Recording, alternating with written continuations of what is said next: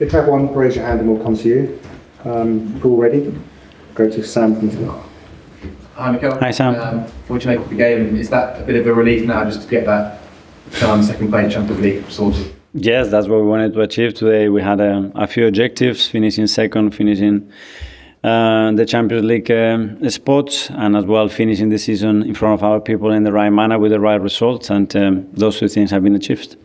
Well, obviously for the players and you need a break this summer, but for the rest of the club, what needs to be done now?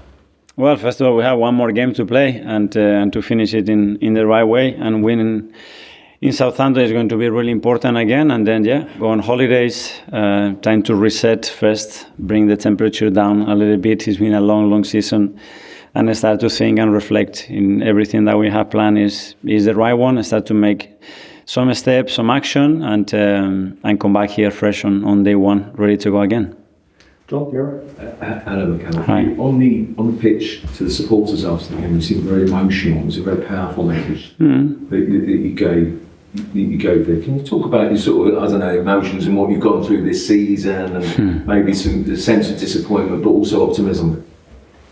It was emotional because the way I feel, and it's great. We had a dream. I said it out there. It was to deliver a big trophy this season for our people, and because I think that the team deserves it as well in the journey that we've been together in the last 3-4 years. We haven't achieved that, and there's a lot of factors and a lot of situations that we've been through for the last 9.5 months for that not happening. But make sure that we still value a lot of the incredible things this club is doing, the team is doing, the players are doing, the way we are competing, and the consistency that we are showing. Because if we are not able to see that, that's a really dangerous thing to do. Just expecting just something and playing if we don't, that's a really dangerous thing. And I know they don't want us there where we are now, knocking on the door every year, and make sure that we can see clarity. We stay very disciplined and very clear and ambitious with what we want to do in the summer. So what would be your overall thought and reflection on the season when you consider that? When you talk about, we must, as you did out there, we mustn't be blurred in our vision. I would leave that for the summer. I've done it in the dressing room, and for me it's very clear, but I'm there every day. I know what we've been through for 9.5 months. I know what we've done. I know very well the history of this Premier League and the teams that they've been not in 30% of the situation that we've been in, they have collapsed, completely collapsed, and we haven't. And I really value that because that shows that we have built something that is very sustainable and consistent, regardless some people doesn't like to see it. Simon, standard.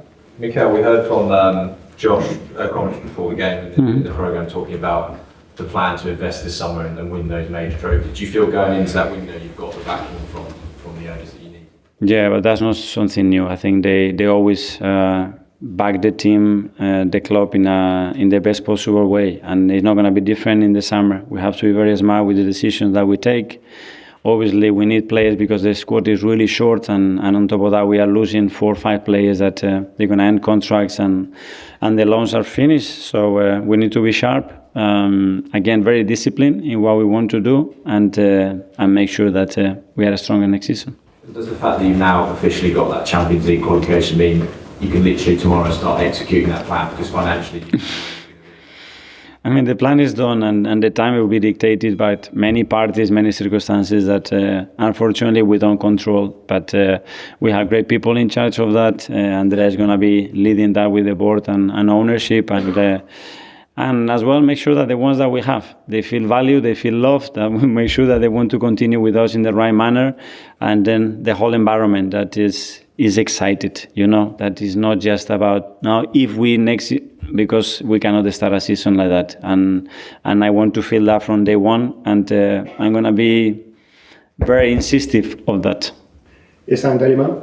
Of course, injuries have been a massive part of your season this time around. So you said on TV about injuries on other teams, and the teams that finished 16th and 17th. But not this season, and in previous seasons, in the history, an 8th and 5th, missing 1 or 2 players only. Yeah.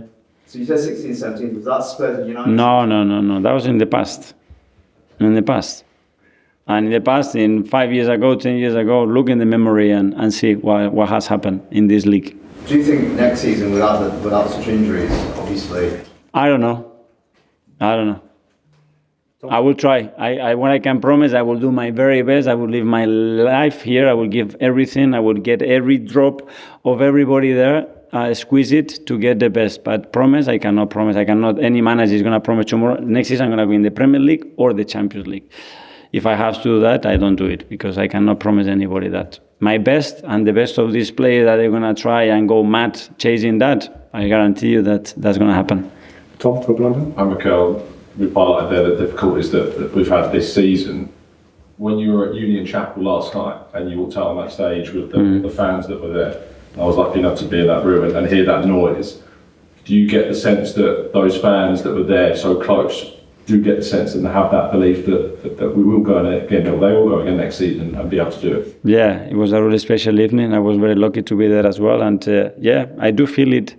And we don't take it for granted, and we want to sustain that and give them joy, and then that they can feel proud about this football team, the individuals, the values that we have as a football club, and how we represent it, and then win. And if we can achieve all of that in once, then great.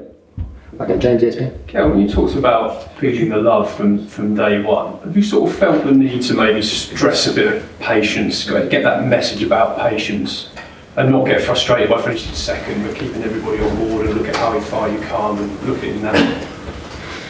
I don't know, but I think it's now we finished second for the third season. In the last 3 seasons, there is one team that has been better than us in 12 points, which is Manchester City, which is the best team in the history of this league by a mile.